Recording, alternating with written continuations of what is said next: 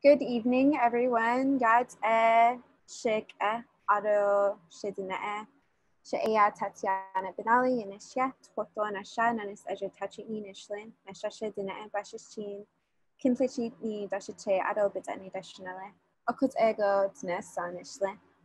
Hello, my name is Tatiana Benali. I am from Sebit'a on the Navajo Nation. I am the Zuni clan of Tachitni and born for the Tewa Bear Clan. I'm currently residing in Lenape-Hoking, and I'm here with the American Indian Community House. Thank you so much for joining us. This series is hosted by the American Indian Community House to provide an intentional online space to collectively explore and discuss resources, information regarding Indigenous issues and conflicts that directly affect us today. Through shared concerns and efforts, we will be discussing actions, solutions, and many different ways we can contribute toward the movement and change making. Online in solidarity, led by and for Indigenous folks, we will focus on providing a space that is accessible, respectful, and in unity. Before we get started, just wanted to let you know if you wanted to keep up to date on our events, you can check out H's Instagram, Facebook, or sign up for the newsletter from the H website to keep up to date on the upcoming events. There are programming on well variety support, elder storytelling, makers labs, at-home fitness classes, census events, and Native Theater Thursdays. So give it a check out and keep up to date on our events. So far for the social justice series, which you're tuning into now, we focused on Native-led movements in Mashpee, Wet'suwet'en, the 5 Southern tribes, Shinnecock, Lakota territories. Throughout these installments, we are continuously working on our collective understanding of how to garner intertribal solidarity, flesh out our definitions of self-determination, settler colonialism, and share resources. So today we are going to be focusing on 1492 Landback Lane. So I'm just going to read a little brief information on what it is, where it's happening. I'm going to be sharing some resources as well as resources for information, but also resources on how to take action, such as donating money, writing letters, and so forth. So on July 19, 2020, the land defenders of 1492 Landback Lane stopped the housing development project of Mackenzie Meadows bordering the town of Caledonia and the Six Nations Reserve.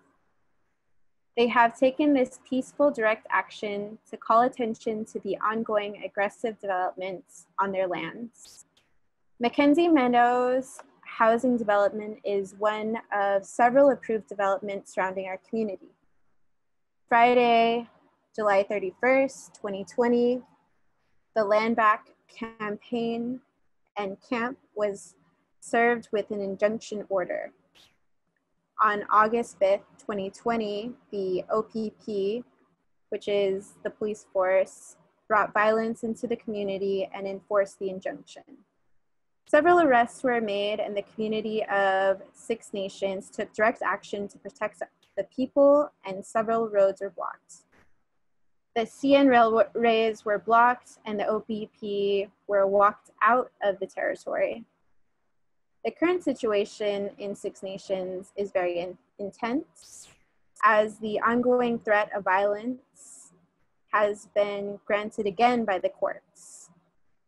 On Friday, August 7th, Haldeman County was granted an injunction for the roadways to be cleared of the people, the Six Nations community members. CN also received an injunction for the railway through the community. The interim injunction for 1492 Landback Lane was also extended to a permanent injunction. These injunctions only serve as a colonial mechanism to dispossess the lands and resources which fundamentally violates the Six Nations' rights as sovereign indigenous peoples.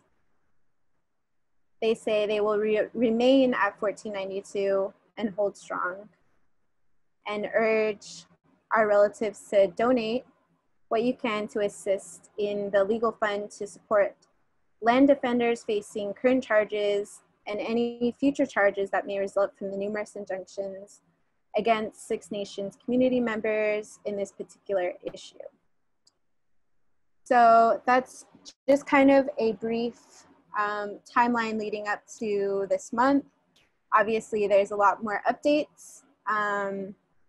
So before we kind of dive into the donation resources as well as the information resources, I just kind of wanted to go over an infographic, a great infographic that kind of provides a more cohesive context and history. So I'll go ahead and share my screen now and share that with you all. Okay, so, and we'll just kind of go through this together as well. So what is happening at Six Nations? And there's this lovely artwork that was created, I believe, initially from the what do you call it? The donation site. Okay. So 1492 Landback Lane.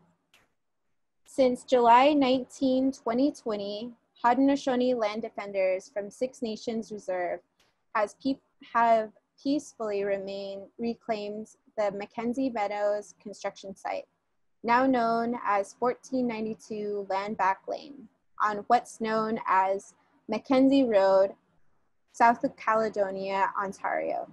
This region of Ontario is covered by the Haldeman Proclamation. And now, what is the Haldeman Proclamation? In 1784, as payment for allying with the British in the American Revolution, the governor of Quebec, Sir Frederick Haldeman, granted the Haudenosaunee Confederacy, also known as the Iroquois Confederacy or Six Nations, the land 10 kilometers deep on either side of the Grand River in southwestern Ontario, known as the Haldeman Tract. And here's just a picture of that. This is the Six Nations Reserve, and this is what the Haldeman Tract was supposed to be promised. And there are a lot of land claims since then because Canada is not honoring the agreement that was made a long time ago. So Six Nations has lost most of the Haldeman Tract due to unlawful sale or seizure by the governments of Ontario and Canada. The Six Nations Land Claims Research Office, SNLCRO, established in 1974, has made 29 separate land claims to the federal government, and only one has been resolved. In 1995, the federal government closed the remaining 28 unresolved claims. And this brings us to the issue of land disputes. In 2006, Caledonia sold and attempted to build a subdivision in an area known as Kanonistan, the protected place. In February 2006, land defenders began to blockade Highway 6 in opposition to the housing development. In 2006, Ontario purchased the land from developers. The land remains in dispute. Both the protected place and 1492 Landback Lane are included in the original 28 unresolved land claims. Accommodation. Despite the court date to resolve Six Nations remaining land claims set for 2022, the Crown unlawfully sold disputed land to Toronto-based development company Ballantree Homes In an attempt to avoid backlash from the community, Ballantyre transferred 42.3 acres of land in 2006 and 352,000 in 2019 to the Six Nations elected council, a government imposed on the Haudenosaunee by the Indian Act. That's so little for so much land. Okay, so community and police violence. On Wednesday, August 5th, OPP officers fired rubber bullets and used tasers on peaceful demonstrators and made 9 arrests. Communication signals on reserve have been blocked periodically. Haldeman County community members driving past 1492 Landback Lane are yelling racial slurs at peaceful demonstrators, advocating for their rights and standing up against corporate urbanization and gentrification of Haldeman County. And this is the call to action. If you live in the community, join the land defenders at 1492 Landback Lane. Supporters are needed on the ground to hold space. You can also make a donation by e-transferring landback6nations@gmail.com. Or you can call and email the ministers on the next slide and demand they meet with the Six Nations land defenders. So that's a great infographic, I guess, series that was made by somebody on, well, I guess the people that are on the ground. But I'm gonna go ahead and pull up some of the donation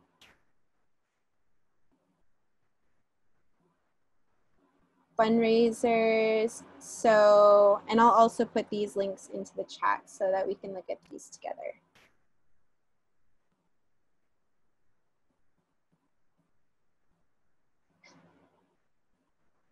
All right. Oh, sweet. Awesome. Okay. And we do have our panelist joining us, Skylar Williams, who is on the ground today. So I'm going to quickly go through the legal fund really quickly just to show you guys what it looks like. And Skylar can go ahead and get settled in. So this is the link that I just posted into the Zoom chat. Pretty simple. There's the information that I read earlier is on that website. And you can go ahead and donate there. Another resource that we will be sharing with you is a template to write letters to these individuals and demand justice for our relatives in Six Nation territories. So those will be in the chat, and I'll also email those out to everybody as well. All right, let's see. Tanis, can we make Skylar a co-host? Yeah, I did. Okay, cool. Yeah, he should be able to unmute and start his video whenever. Awesome, awesome. Okay. Hey, Skylar, how are you doing? Can you hear me? I'm good, thank you. Awesome, awesome. Sweet. Sorry, I started my car here, and it's a bit windy today, so you wouldn't be able to hear a thing I said. I feel you, I feel you. So could you go ahead and just introduce yourself? Yeah, go ahead. Yeah, for sure. Skylar Williams, I'm a Mohawk Wolf from Six Nations. We're living at 1492 Landback Lane now. Awesome, awesome. It's a pleasure to have you here. So Skylar is on the ground and has been on the ground and does a great job of updating our relatives on Facebook, what's going on a daily basis, as well as several different groups that are focused on 1492 Landback Lane, building solidarity with our relatives all over Turtle Island and elsewhere. So, Skylar, now that we have you here, I just went through the infographic. I'm sure you've seen it before. It kind of covers the Haldeman Tract and land claims, as well as the issue of gentrification and how this all kind of like relates together. So I'm wondering if you could kind of, in your own words, kind of briefly describe the history leading up to where we're at now. Yeah, for sure. So like Revolutionary War, the Mohawks and some others went with the British and chose that side, and after that they were granted what they call the Haldeman Deed, which is the Grand River, which is a I don't know, about 200 miles, 300-kilometer river that goes from just northwest of Toronto, almost to Fort Erie, like Buffalo, New York, almost like just this on the Canadian side of the border there. And so yeah, so we got 6 miles on either side of that river, granted us by the Haldeman Deed. And then so kind of fast forward a couple hundred years, so in Canada it was illegal for Native people to hire lawyers or to have any kind of representation in courts. And so it was during that time that all of our land leases and land deals were happening without any kind of legal counsel on our side. And so when all that was happening, we slowly got smaller and smaller. We went from thousands and thousands of acres to like a very, very small kind of postage stamp in the middle of Southern Ontario. For people that don't know, like Southern Ontario houses about a quarter of the entire country of Canada is located around Southern Ontario, and so this is like very kind of lucrative for investment from real estate and cities to be able to expand into.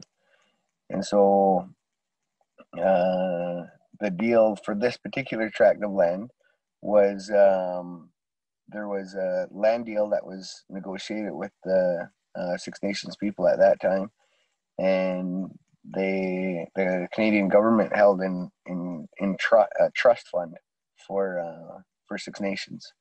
And so when these deals were happening, they were taking that money from whoever was buying it and putting it into this bank account for this Indian trust fund. And those monies were never ever, like the control of those monies were never in the hands of Six Nations people. And so all of that money got used to build the Welland Canal, got Osgoode Hall University, and many other projects across Canada. And so like we were never ever paid for any of those land deals that were happening. And so we got word of this development happening at kind of the very start of the coronavirus kind of COVID-19 pandemic stuff. And so it was during that time that they were able to kind of start construction here and running bulldozers and grading off every bit of living, every blade of grass, every tree, every shrub has all been stripped from the land here. And this particular one is directly across the road from what used to be Douglas Creek Estates, which now is Gunestado. Is 2006 we reclaimed about 1,000 acres there from a development that was very similar to this. And so I was involved in that as well. I spent quite a chunk of my time in my early 20s and at that particular reclamation, and then ended up spending 7 months in jail for that. And But that land is still occupied by our people, and this is almost 15 years ago. And so, as far as I'm concerned, anyways, our wins don't come by way of legislation or on Parliament or in the courts. Like, our wins come from being on the land and in the bush and on the roads and whatever it is that we need to do to make sure that our voices are heard. And so now, as of July 19th, I think we're on day 37 now, and we're still holding it down here at Landback Lane. We've had, I think we were on day 17 when the cops first raided. They came in shooting rubber bullets and dragging people away, slamming women to the ground, knees in back of necks, dragging one of the young men along the pavement, and lots of scrapes and cuts on his face. And so it was a peaceful occupation until that point. Nobody had ever had weapons here. Nobody had ever had any kind of violence that would.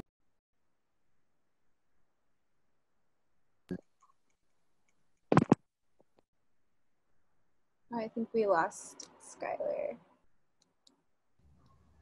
He's still here, but might just have a bad connection. Okay.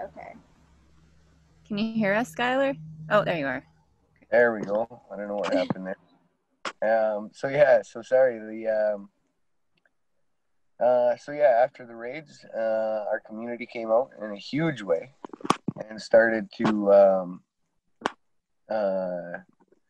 block roads and railways in the kind of surrounding area, like roads and highways that border our reservation.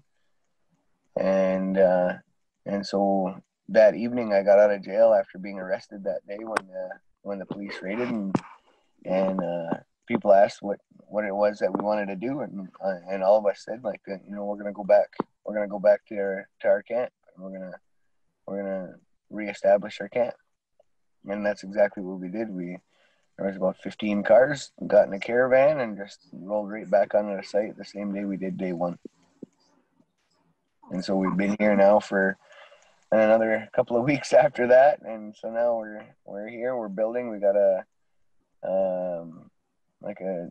kitchen bunkhouse that we're building. I was just hammering some nails just before I got on the call with you guys. Awesome. It sounds from the updates, and I don't know if a lot of people are familiar with that, but Skylar, could you elaborate on some of the activities that y'all do while you're peacefully occupying? Because there seems to be a lot of like really fun community building, nurturing. It seems like a very nurturing space that's happening there. For sure. And so like the build project has been ongoing. It's like 16 by 24, like lots of windows, and so that's kind of something that happens kind of daily around that stuff. There's like potluck dinners that happen on a daily basis. Our community comes out quite often with like massive spreads of food for us. And so there's usually, 40, 50, 60 people here on any given day. Of course, nights and weekends, it gets a little bit busier. Every Saturday, we host a traditional lacrosse game. And so every Saturday at 5 o'clock, everybody comes out and brings their sticks, and we play kind of old school lacrosse, before nets and pads. And so there's lots of cuts and bruises and bangs and bumps, and it gets rougher than it should sometimes, and everybody has a good time, and it's lots of laughs and lots of goofing around. And last weekend, one of Six Nations kind of blues men there, they came out and played some songs for us, and they brought a little PA system, and we had a big potluck social after that, and like it's been an amazing time to see our community come together the way that they have. That's awesome. Yeah, if anybody just looks up on Facebook, there's a group called 1492 Landback Lane. You can kind of keep up to date on their their daily activities, and it's super wholesome most of the time, with the food and the games and the community projects. It really seems like something that's bringing the community together and strengthening those relationships. Absolutely, and I think that's one thing that we've been striving for since the beginning of all of this with the unity stuff. I know in Canada it's called elected band council, but for you guys, the tribal council. In the States, it's the tribe, and so like the government has been the same way there as it is here, has parked thousands and thousands of dollars with this family or that family to run these councils, and Six Nations, it was in 1924, and so there's like lots and like there's almost 100 years worth of pitting families against each other. And so like the Canadian government, the RCMP before the OPP, we're just looking for every crack in our community to be able to drive wedges between us. And so for a lot of people, it's really hard thing to forget about those last 100 years of bad blood and animosity and mistrust, and so it was really, really important for us here to make sure that we kept on saying and are still saying that like regardless of what family or faction or group you belong to, like you have a place here. And so it was really, really important for us to make sure that point was driven home.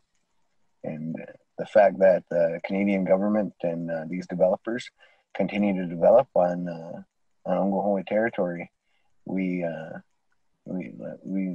think we're all just saying, like, you've created all of these divisions and are taking advantage of those divisions, and that's not going to happen anymore. And so whatever time and space our community needs to grow, to heal, to do the work that we need to do as a community, we need time and space to be able to do that. But if the time and space that we're going to use means that our land base is going to continue to shrink while we're doing that heavy lifting of that healing and growing that our community needs time and space to be able to do, if we're not going to have anything left to fight for, then what's the point in any of it?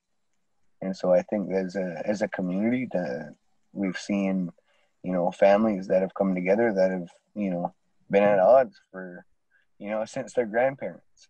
And so to see those families be together and playing lacrosse and eating together and laughing, and like one thing for Native people across all of Turtle Island is that like we like to have a good laugh, and so the community here is full of laughter, and all of that is really good medicine for all of us. Right. Yeah, I would definitely look into following the page on Facebook. I guess my next question would be, since we're all tuning in, and there are relatives tuning in on Facebook on our live stream as well, so I just wanted to give a little bit of time for you to talk about how we can be good relatives during this time and good allies, and continue to support and elevate your messages and your claims. So I wanted to ask you, what are some ways that you would want relatives in Lenapehoking and as well as so-called America to be good allies during this time? I mean, spreading the word is an amazing bit of that work, like doing exactly what you're doing right now, and hosting this. And I know with all the COVID measures that are kind of plaguing us as communities, certainly as Indigenous communities, we've been hit really hard by all of that, and there's a lot of fear and apprehension around coming out and participating and doing the things that we need to do as a community to be able to come together. And that community building is hard. in the midst of all of this. And so to be able to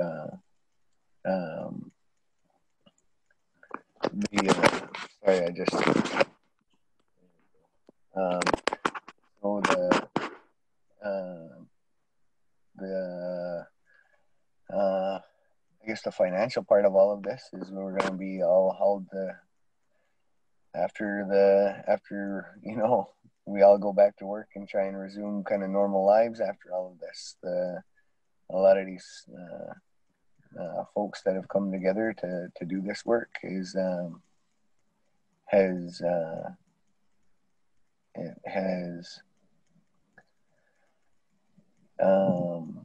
kind of put some fear into me around what that means for some of these guys that are that are younger than myself, that have young kids and stuff, to be able to when we end up having to go to jail for the stuff that we did, and to be able to reclaim this spot here, because every lacrosse game we have, every nail that gets driven is an act of defiance for us.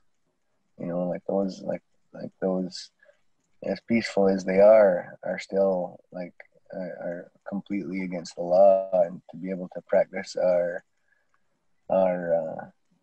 traditional games and our traditional ways of being, and kind of exercise those traditional concepts around our connection to the land, like that, because for us, that's where our creation story comes from, is that connection to the land, because that's what we're made from. We are made from this clay. And so to be able to have people understand what that actually means for folks like myself and other people that have decided this was the right path forward for us as a community and for us as individuals as well. But in terms of support like that, there's a legal GoFundMe for the 1492 Landback Lane, and there's the kind of camp and build funds that people can send e-transfers to Landback, the number 6, nations at gmail.com.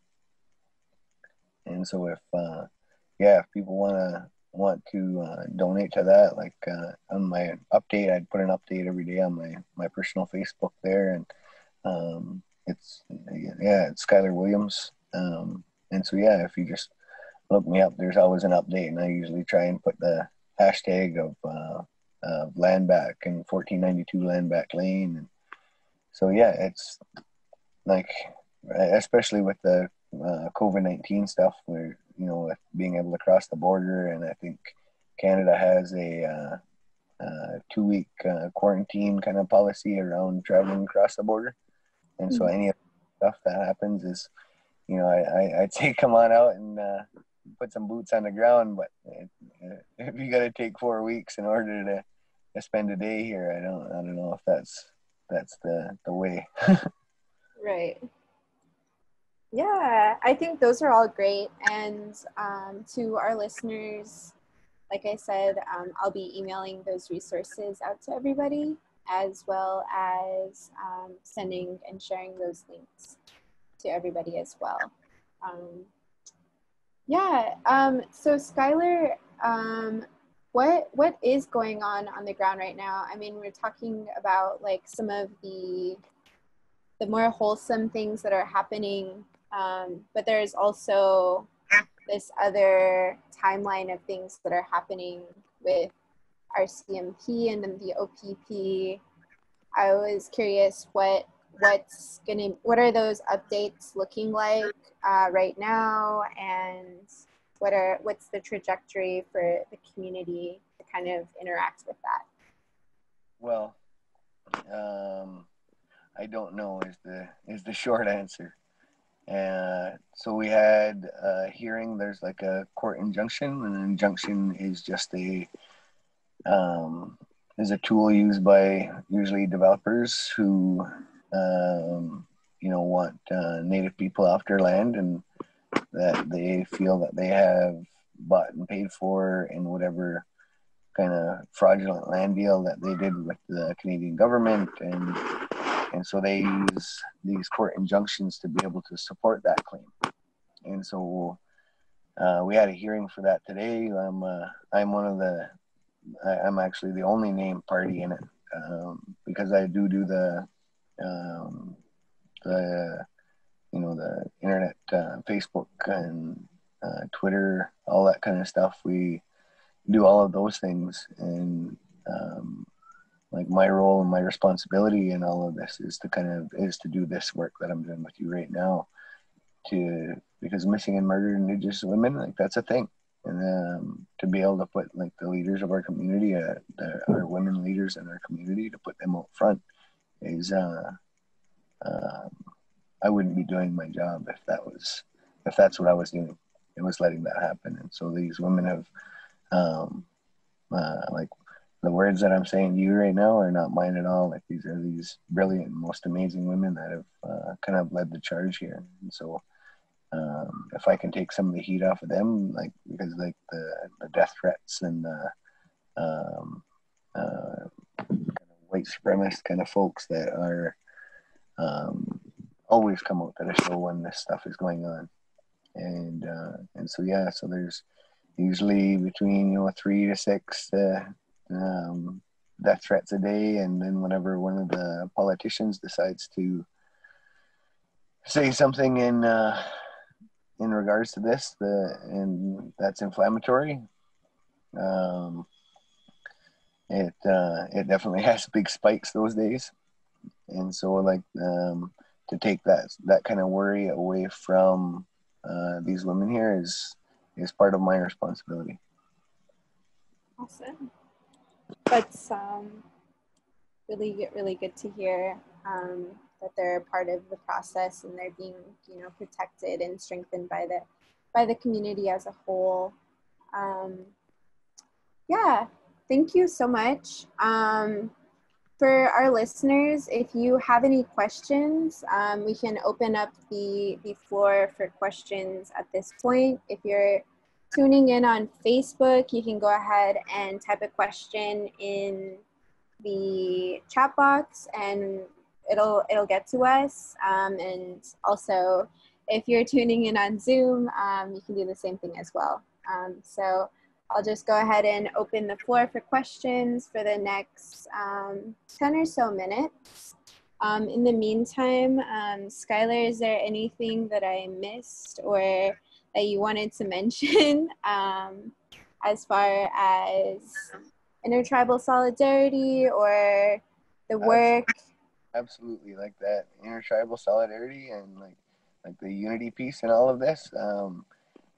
I think that, like, those are the most amazing things, to be able to, be on the land here, dealing with the stress and the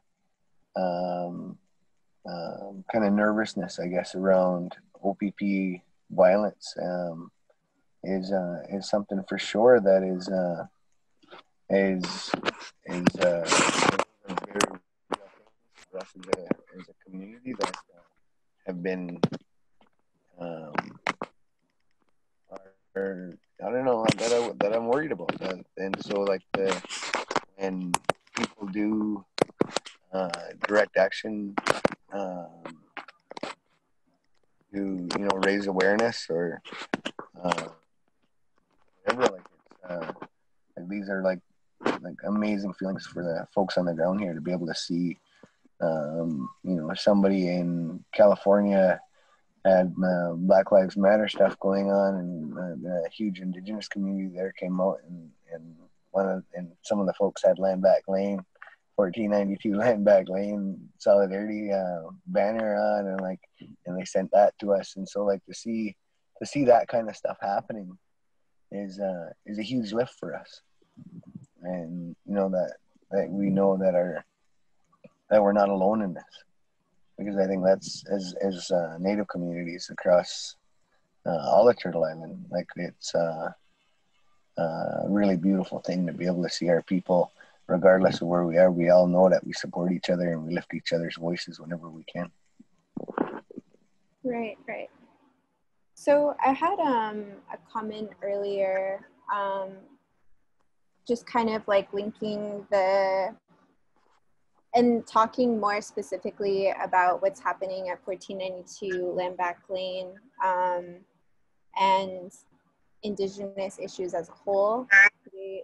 Obviously, we always have this tied to the land, but sometimes it's like a little bit more complex than that.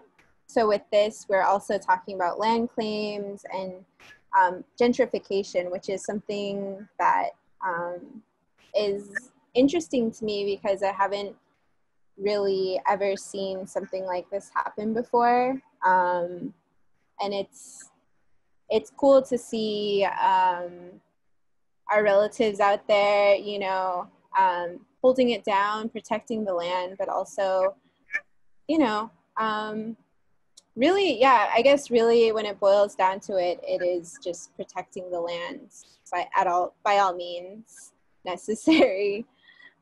So I just wanted to kind of highlight that for our relatives that are tuning in, and maybe you wanted to add a little bit more context around that as well. Oh, absolutely. I mean, like that's the when like and whenever anybody does this work, it's not easy work to be done, and so those people that want to come together and you know lift each other's voices, like that's I think which makes is what makes us like it makes us be listened to, because they've kind of systematically placed us all throughout the country with big divides in between us. But it also like that now with technology being as it is, also connects us all.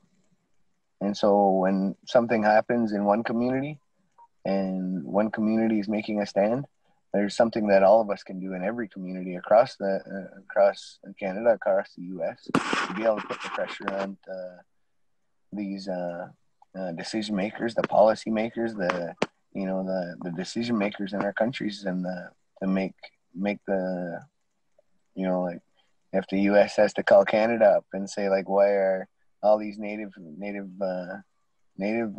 reservations across my country up in arms because of what you're doing there? Like I'm sure that would be a black eye for Canada to be looked at in a poor light on the world stage. Right.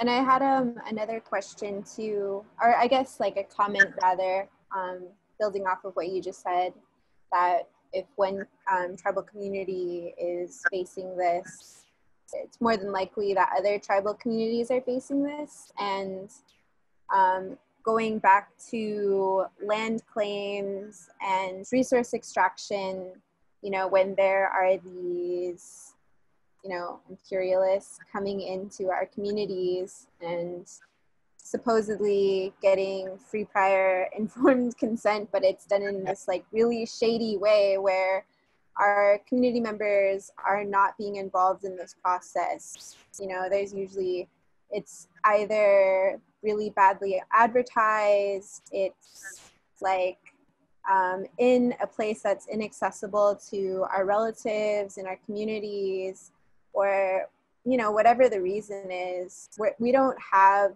like, we're not really a part of that conversation when things like this are happening. And yeah, I completely agree with what you're saying about that, because we definitely have that issue on the Navajo Nation, especially with resource extraction.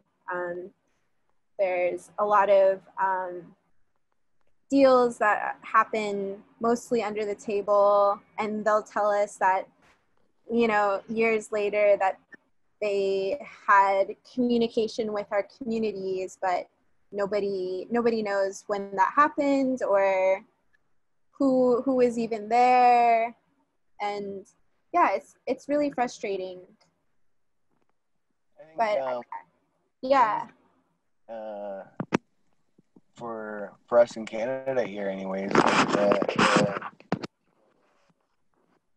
the big thing that's always talked about is around land claims is dollars and cents. Exactly, and it's the same thing here. So,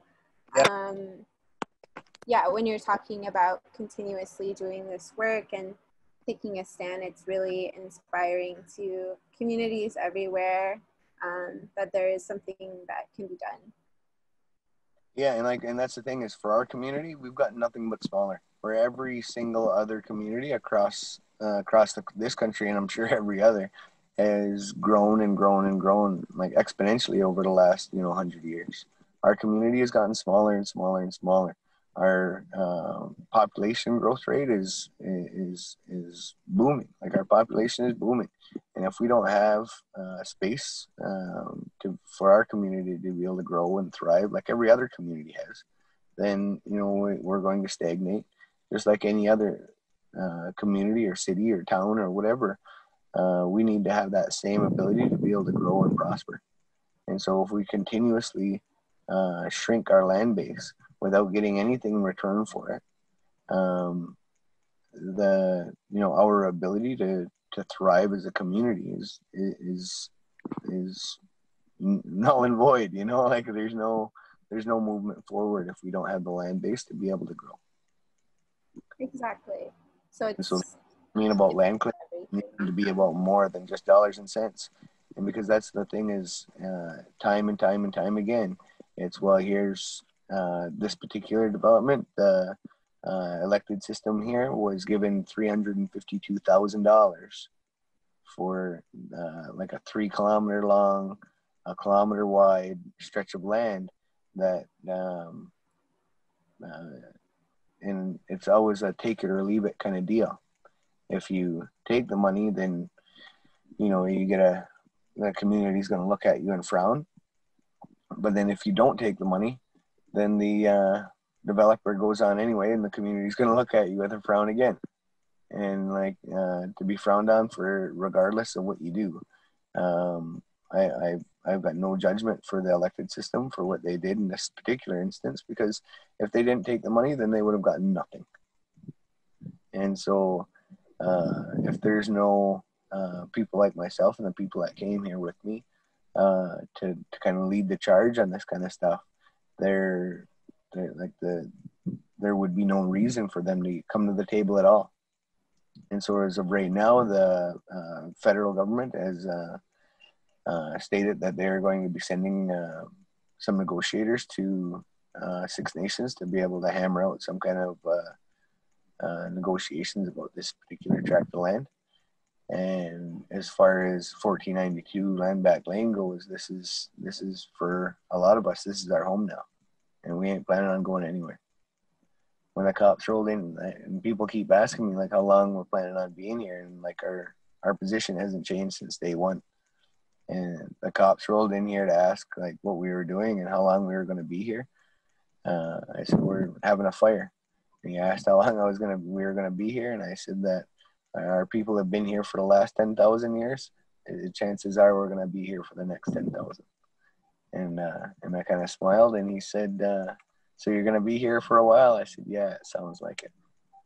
And so in that 37 days ago, and so now we're building our kitchen and bunkhouse, and so we're not planning on going anywhere. So that's great to hear.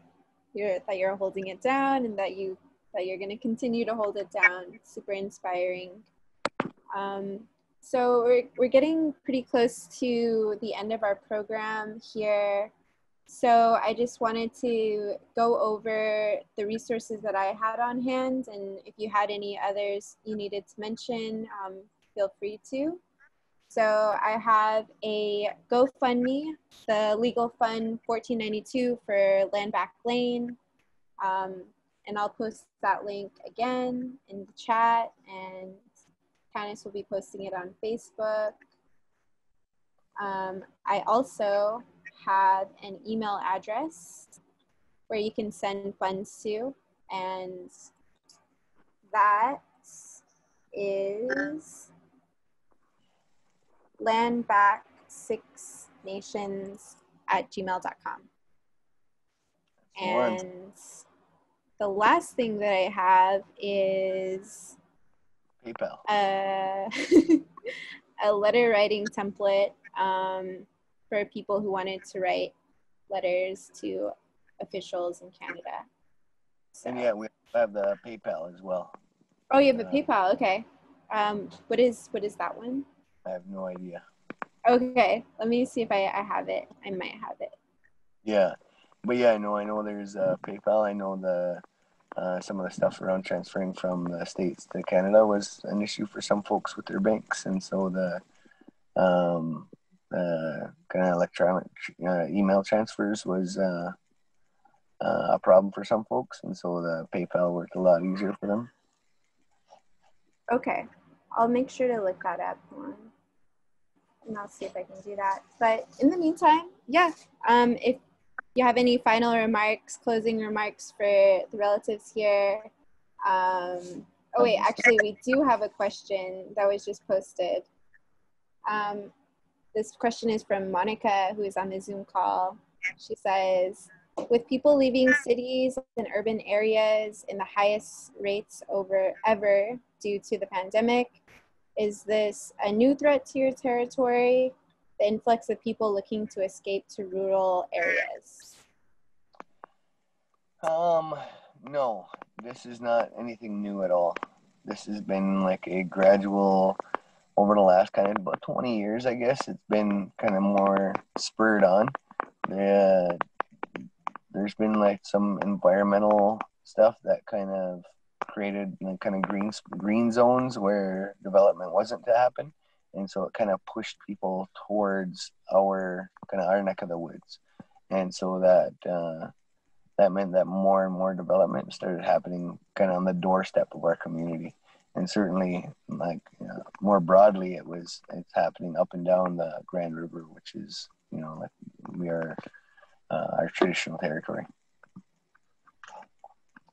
So yeah, nothing new for us. It's good to hear. At least you're keeping safe over there. Yeah, and I mean, like as far as the kind of COVID measure stuff, there's always like hand sanitizer and masks available for folks that need them. As far as kind of like the kind of core group of folks that have been here for the last 37 days, we've with each other anyways. They're like we all live together, so it's not our social distancing isn't that for the folks that have been here, like kind of living together. So right, that's good. I think I found the PayPal. Is it Mika Burning?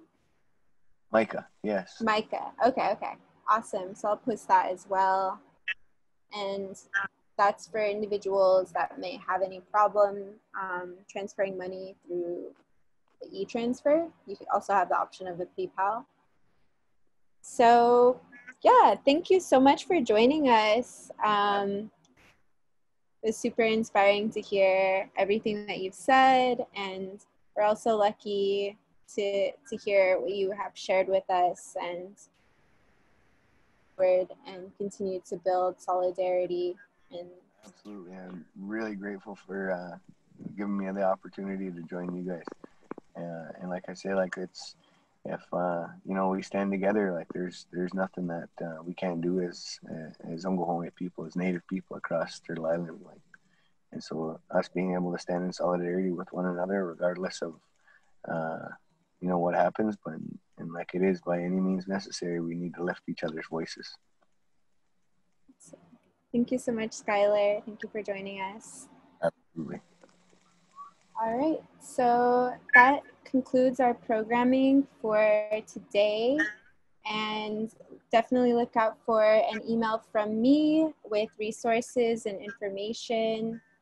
And if you're tuning in on Facebook, you can email tbenali@aich.org for that information as well. Thank you everybody for tuning in, and I hope everybody has a great evening. Have a good one. Bye.